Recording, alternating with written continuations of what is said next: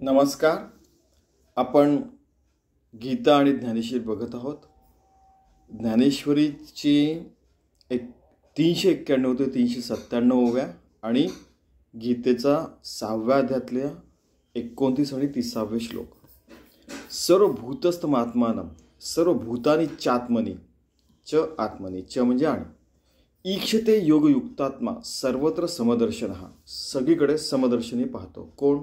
तो योगी असतो. तो ज्याचे मन योगयुक्त झाला, बुद्धी मन आत्मा सगळं काही भगवंताशी एकरूप झालेलं आहे. जसं आपण म्हटलेलं आहे की आपला जीव परमात्म्यात मिसळतो, मग तो योगी होतो. त्याला भगवंतापासून आपण वेगळं करू शकत नाही, त्याला भक्त म्हणतात.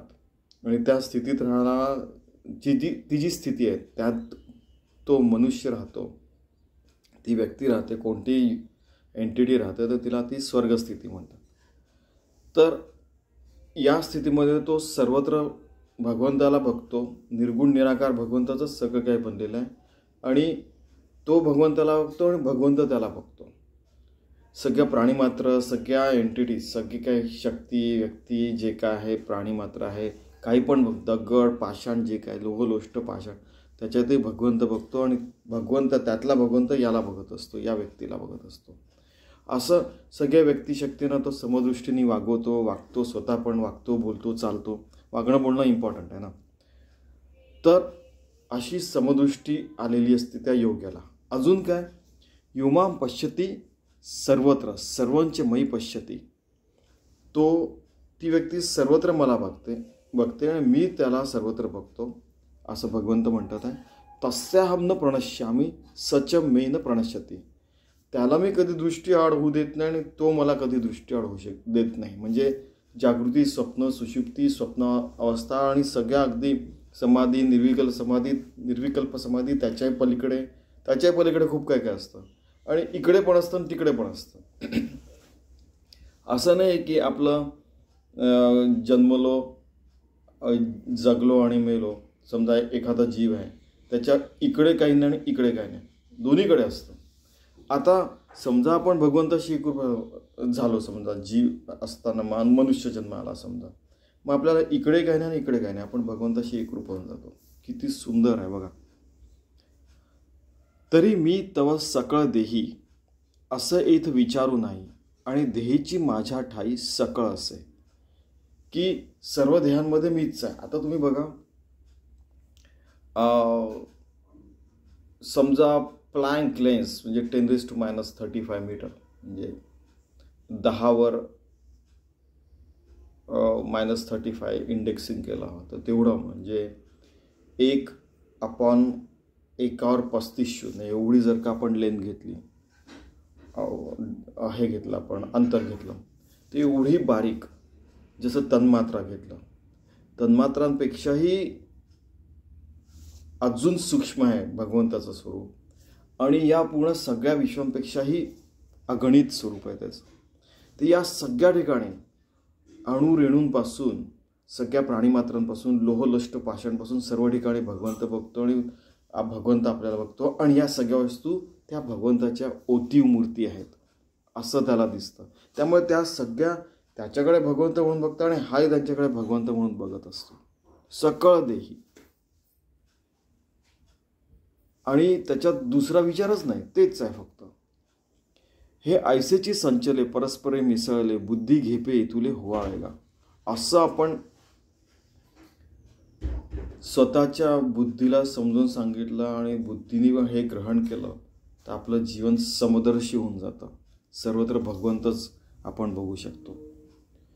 एरवी तरी अर्जुना जो एकवटलिया भावना सर्व भूती अभिन्ना माते भजे. तो काही करताना, जसं कोणतेही काम करताना, चालताना, बोलताना, श्वास घेताना पण तो माझंच काम करत असतो. त्याच्या अंगातून रक्त वाहतं ते पण माझंच नाम रामराम करतच गात असतं. प्रत्येक पेशी भगवंताच्या नामात एकरूप झालेली असते. सर्व भूती अभिन्ना, प्रत्येक ठिकाणी अभिन्नपणे तोच असतो. अभिन्न. की आता समजा हा देह वेगळा, इथे ज्ञानेश्वरी ती वेगळी, हा फोन वेगळा, ती भिंत वेगळी, असं नाही. सर्वत्र तोच भगवंत आहे, त्याच्याशी एकरूप आहे आणि दुसरं काहीच नाही. चित्त विलासवाद ज्ञानेश्वरांचा जो आहे तो हा आहे. भूतांचे नि अनेकपणे अनेक नोहे अंतःकरणे केवळ एकत्वाची माझे जाणे सर्वत्र जो अद्वैत सिद्धांत की सर्वत्र तोच आहे. तुम्ही बघा सायन्स आणि कित्येक थिअरीज घेतल्या, म्हणजे इतक्या थिअरीज आहे की समजा क्वांटम मेकॅनिक्स घेतलं, ॲटम घेतलं, कितीही सूक्ष्म झालं काही झालं तरी मग नंतर क्वांटम एन्टँगलमेंट की इथे एक आहे आणि इथे एक आहे. त्यांचं पहिल्यांदा ते समजा अणू आहेत आणि त्याच्या बाजूला रेणू आहेत, अणू आहेत, तर ते एकत्र रेणू असतात त्यांना सेपरेट केलं आणि इथे अब्जावधी कोट्यावधी लाईट इयर्सच्या दूर ठेवला आणि इकडे तो जर का इकडे फिरला तर हा इकडे फिरायला क्लॉकवाईज अँटी क्लॉकवाईज. म्हणजे कोणतीही थिअरी घेतली काही घेतलं तरी कळतं की सर्वत्र भगवंतच आहे. ठीक आहे का? तर आपण आणि मग बरेचदा असं होतं की लोकांना वाटतं की विज्ञान जे आहे ते वेदांमधून निघालं आहे की काय वगैरे वगैरे. तर ते at the end of the day कधी ना कधी मनुष्य प्राण्याला मानावंच लागणार आहे की सगळीकडे भगवंत आहे. एक वस्तू आहे, त्याला कॉन्शियस म्हणतात, त्याला जाणीव म्हणतात, त्याला काय काय काय म्हणतात, देव म्हणतात, कोणी अल्लाह म्हणतात, कोणी परमात्मा म्हणतात, कोणी यहोवा म्हणतात, काय काय म्हणतात बघा तुम्ही. मग तो एक हा मिया बोलता दिसतसे वाय, एरवी न बोलीजे तरी धनंजया तो मीच आहे. बोललो नाही तरी ती जी योगी झालेली व्यक्ती आहे ती मीच आहे आणि जे दिसत आहे ते पण सर्व मीच आहे. त्याला मी सोडत नाही आणि तो पण मला सोडत नाही असं श्रीकृष्ण म्हणतात. दीपा आणि प्रकाशा एक वंचीचा पाडू जैसा, तो माझा ठाई तैसा मी तया माझी. की दीपक आणि असा दीप आणि त्याची ज्योत आहे, तर ज्योत आणि दिवा जसा एकच आहे, म्हणजे प्रकाश जसा एकच आहे, तसंच ती व्यक्ती आणि परमात्मा एकच आहे. माझ्या ठाई तो एक रूप आहे आणि मी त्याच्या जागी एक रूप आहे. जैसा उदकाचेनी आयुष्य रसू, का गगनाचेनी माने अवकाशू, तैसा माझेनी रूपे रूपसू पुरुष तोगा. की अवकाशात पोकळी आहे, आकाशात पोकळी आहे, काहीच नाही समजा, तर समजा व्हॅक्यूम असेल किंवा काही त्याच्यात पार्टिकल्स असतील, पण जसं आकाश कुठे गेलं तरी आहेच, तसंच कुठे गेले तरी परमात्मा आहे, मी आहे, माझ्याशी तो एक रूप, मी त्याच्याशी एक रूप आहे. किती सुंदर. म्हणजे एक प्रकारे आपल्याला गॅरंटी देत आहे, वॉरंटी पण नाही, गॅरंटी की नाही तुम्ही असं करा तर मी तुमच्याशी एक रूप आहे आणि तुमचं जीवन मी चालवेल. धर्मो रक्षती रक्षिता. धर्मे पण होऊ शकत असेल. एखाद्याला विचार करून बघितलं की धर्मो रक्षिता, की धर्माचं जो रक्षण करतो त्याला धर्म त्याचं रक्षण करतो आणि धर्मे पण होऊ शकतं असं. ओके, तर असं आपल्याला जीवन जगायचं आहे की सगळे कामं अगदी हार्मलेस क्रिएचर होऊन सगळे कामं व्यवस्थित करायचे, वेळेचं काम वेळेवर सगळे कामं व्यवस्थित करायचे, हायली इफिशियन्सी, हायली इफेक्टिव्ह, कोणाचं मन न दुखवता वगैरे ह्या सगळ्या गोष्टी होऊ शकतात. उगाचच कोणी काहीतरी गडबड केली आणि उगाचच त्रास द्यायचा, पूर्ण असं प्लॅनिंग करून त्याला म्हणजे त्रास द्यायचा विचार केला तर मग ठीक आहे, ते नाही होणार. म्हणजे की अशा वेळेला तू वाग तशा, हे मी बघितलेलं आहे माझ्या डोळ्याने. कारण की तर तसं नाही केलं आणि नॉर्मली अगदी नॅचरली जीवन जगलं तर हे शक्य आहे. आर्टिफिशियल जीवन जगलं तर कदाचित हे अशक्य आहे. पण सरळ नॉर्मल आपण लाईफ एक सामान्य मनुष्य म्हणून आपण जसं आपण सध्या जगतो त्याच्यात हे पॉसिबल आहे. कृत्रिम लाईफ जगला आपण तर कदाचित हे अशक्य होऊ शकत असेल.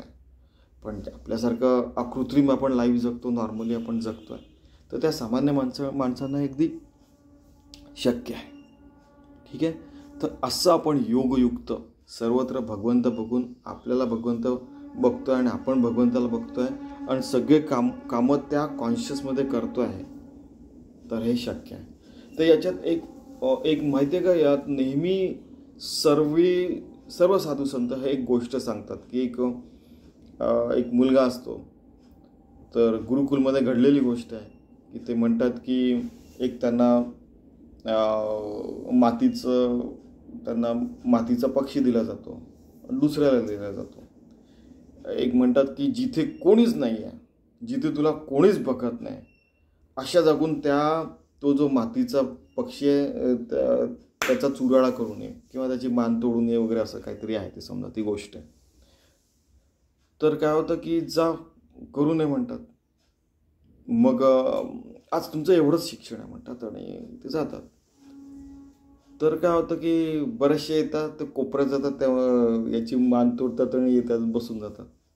आता एक मुलगा असतो, समजा तो माझ्यासारखा असेल, तर तो म्हणतो की तो इथे जातो, कोपऱ्यात जातो, नाही कोणीतरी बघता यार आपल्याला, इथे बघ सर्वत्र भगवंत आहे सांगितलं, आपलाही अनुभव आहे.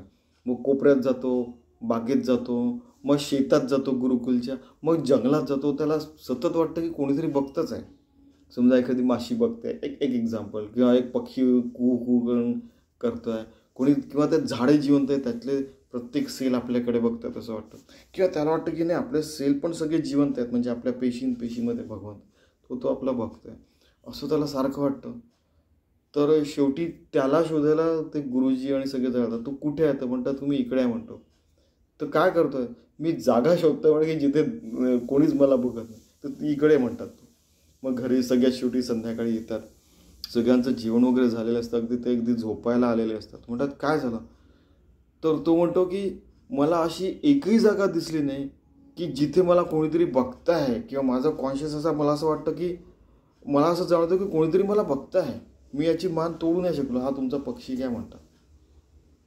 सगळेजण त्याचे पाया पडतात, बाबा तू जा म्हणतात, आम्हाला झोपू दे.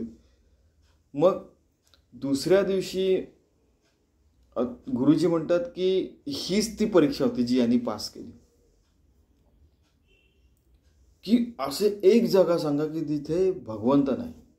इव्हन तुम्ही बघा ना, सुकृत आणि असे जे डॉक्टर होऊन गेले पूर्वी आयुर्वेदात, वेदांचे वगैरे, तर त्यांना त्यातले एक महान ऋषी होते, ते म्हणाले की अशी एक वनस्पती शोधून आण की जिच्यात औषधी तत्व नाही आहे, किंवा ज्याचा औषधी तत्वाचा उपयोग होऊ शकत नाही. शोधत गेला. तर त्याला असं लक्षात आलं की अगदी विषारी जी आहे वनस्पती, तिचाही काही ना काहीतरी उपयोग होऊ शकतो. की विषाने विष मारतात, सिमिली असिमिली जसं असतं आयुर्वेदिकमध्ये आणि होमिओपॅथीमध्ये, की सारखी वस्तू सारख्याला घात करून मारू शकते वगैरे वगैरे, तर ते आजार बरे होऊ शकतात. असं करता करता तो येऊन सांगतो की मला अशी एकही वनस्पती सापडली नाही की जिचा उपयोग एखाद्या औषधाकरता होऊ शकत नाही. तसंच आहे सगळं, की सर्वत्र भगवंत आहेच आहे. अशी एकही वस्तू नाही की जिथे ॲटम नाही आहे, इलेक्ट्रॉन्स नाही आहे, किंवा काही तन्मात्रा नाही आहे, किंवा तसं पेशीमध्ये भगवंत आहे, सर्वत्र कॉन्शियस आहेच आहे. बघा, म्हणजे सर्व शास्त्र हेच सांगतात, गीताशास्त्र पण हेच सांगतं. इवन बायबलमध्ये, कुराणमध्ये, पुराणांमध्ये, वेदांमध्ये, वेदांतामध्ये, कोणतेही धर्मग्रंथ बघा, त्याच्यात कुठे ना कुठेतरी असा उल्लेख आलेला असतो. तर हे चांगलं गोष्ट सोडून काहीतरी एक छोटीशी गोष्ट घेऊन बसतात आणि लोक काहीतरी विचित्र गोष्टी करत बसतात. त्याच्या मागे आपल्याला जायचं नाही. आपल्याला असं राहायचं की सर्वत्र भगवंत बघून, भगवंताशी एक राहून भगवंताची पूजा प्रत्येक कर्मातून, प्रत्येक श्वासातून करायची आपल्याला. ठीक आहे. तर असं योगयुक्त आपल्याला व्हायचं आहे. ठीक आहे. आणि हीच आज्ञा ज्ञानेश्वरांची, सर्व साधू संतांची आणि श्रीकृष्णाची आहे. प्रत्येकातला राम जागवायचा आणि तसं आपल्याला वागवायचं आहे. यालाच स्वतःतलं रामराज्य म्हणतात, आपल्या मनातलं रामराज्य म्हणतात, आपल्या फॅमिलीमधलं रामराज्य, सगळ्या बेटाळातलं, आपल्या शहरातलं, राष्ट्रातलं आणि पूर्ण जगातलं आणि प्रत्येक ग्रहांवर सुद्धा असं रामराज्य आपण आणू शकतो. याला खरं रामराज्य म्हणतात.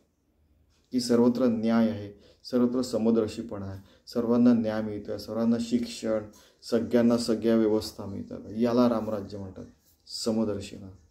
याला योगयुक्त म्हणतात, याला रामयुक्त म्हणतात. ठीक आहे. असं जीवन आपल्याला जगायचं आहे. धन्यवाद.